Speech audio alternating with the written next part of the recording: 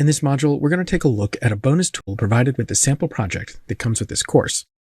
The tool allows for the facial animation to be separated into separate segments by facial region, giving us more control over the attenuation of the performance for different regions of the face. Before we start segmenting this performance, let's output a pre-synchronized copy. Right now we have our animation that was captured by the take recorder, and it's been positioned in our sequencer timeline so that it's in sync with our audio. Let's output this to a new animation sequence that'll be baked in the appropriate synchronization. To do this, we'll simply right-click on the face track for our metahuman and choose Bake Animation Sequence. Here we'll go ahead and select our Danielle folder to save this into, and then further go into Animations. Finally, we'll give this a new name. For simplicity, we'll just call this Anim Sync.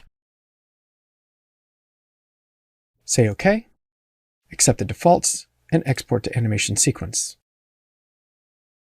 With this, we should now have a new animation sequence available in our content browser under our Danielle metahuman under Animations.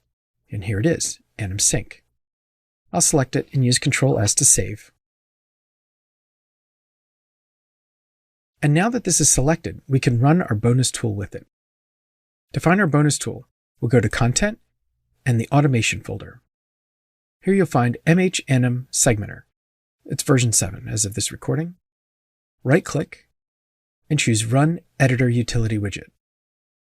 This will open the basic user interface for this widget. Let's go back to our animation using the back button, and once again. And now we have our animation sync selected. This tool is designed to run on a selected animation sequence in the content browser.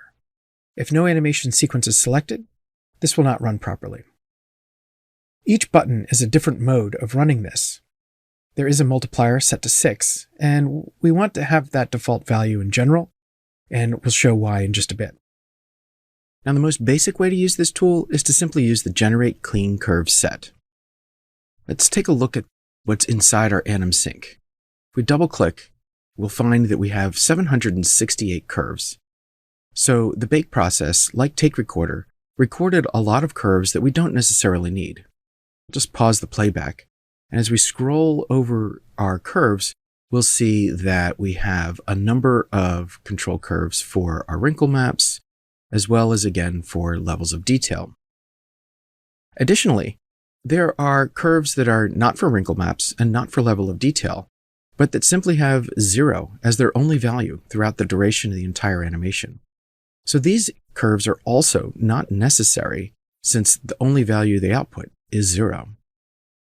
If we go ahead and close this, we can use the Generate Clean Curve set to create a copy of this animation sequence that has no curves that are unnecessary. So with Anim Sync selected, I can click the Generate Clean Curve Set button, and this will create a copy of our animation sequence. And here it is, Anim Sync _clean. If we double click this, we'll find that we have only 88 curves. These are the 88 curves that actually contain data that are not related to level of detail or wrinkle maps. And so this is the actual data that was recorded from our original take. So that's a basic clean, and that makes a really efficient animation sequence. On the opposite end of our spectrum is running the full segment innator. Yeah, okay, it's a silly name. But what this will do is not only clean the unnecessary curves from the data, but also separate the curves into separate animation sequences, one for each group of controls for the face. So let's go ahead and click our Anim Sync and run the full segmenter. Now this will also be multiplying the curve values by 6. And the reason for that is that we're generating 6 different animation sequences, 1, 2, 3, 4, 5, and 6, and we'll have to average these out in sequencer when we stack them. So by multiplying the values by 6, we'll have a complete copy of the facial animation when we stack these in sequencer, and they'll be scaled properly. So for example, if we just look at the Anim Sync brow, double click, we find we have only 8 curves. So these are all the curves related to the brow movements. And you can see that in the example here, the brows are moving and no other aspect of the face is moving. You might notice again that these movements are a little bit exaggerated, and that would be a result of these values having been multiplied by 6. So if I were to pause, for example, select a couple curves, and right-click and choose Edit Selected Curves, you'll see that rather than stopping at 1, our values go all the way up to 2.5. So let's put this to use inside our sequencer. For now, I can go ahead and move my segmenter out of the way and go into Sequencer, and we'll add those sequences to our face. So I'll take the existing sequence and just remove it from our sequence. And we'll just add all 6 of our animations. So I'll click on plus animation, and here we have sync brows at the top of the head, and it was added to frame 90. Let's slide that into frame 0, and then we'll move our playhead back to frame 0 so that all our future ads will be in the right spot. Now we can continue adding more animation sequences. So we'll click on animation again, and then we'll use the eyes, and then we'll click on animation again, and we'll choose the nose. There we are. Now, we're not seeing them because they're stacked under animation. We can turn this triangle down and see that here we have brows, eyes, nose. We'll add the mouth, and then the jaw, and finally at the neck. So now we have 1, 2, 3, 4, 5, 6 different animation sequences, all stacked together, all in sync, inside Sequencer. And further, if we spin down the control to the left of these animations, we can see that their weight is set to 1.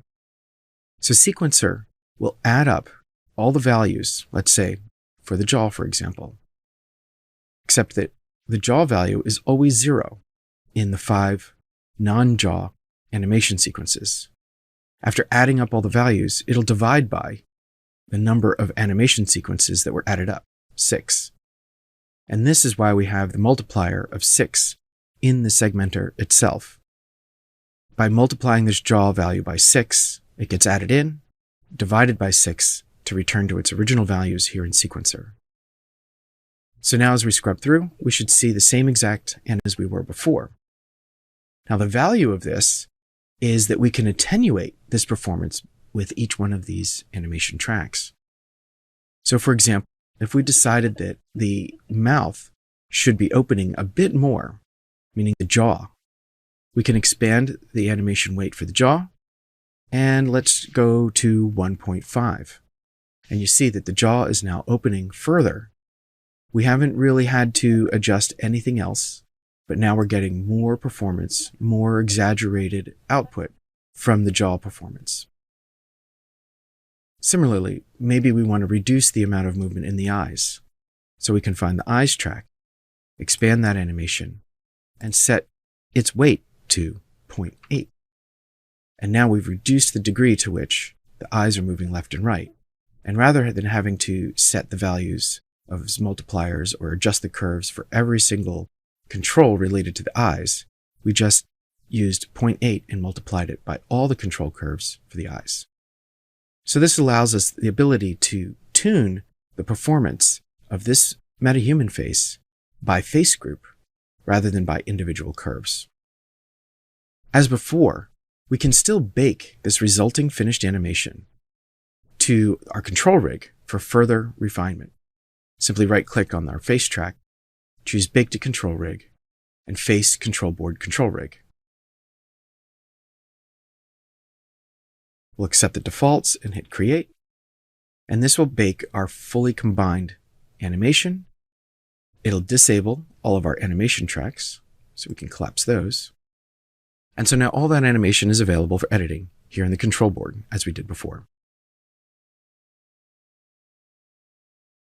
As a final note, this tool is set up to provide you the ability to adjust the multiplier value itself using this slider. Again, a value of 6 is ideal.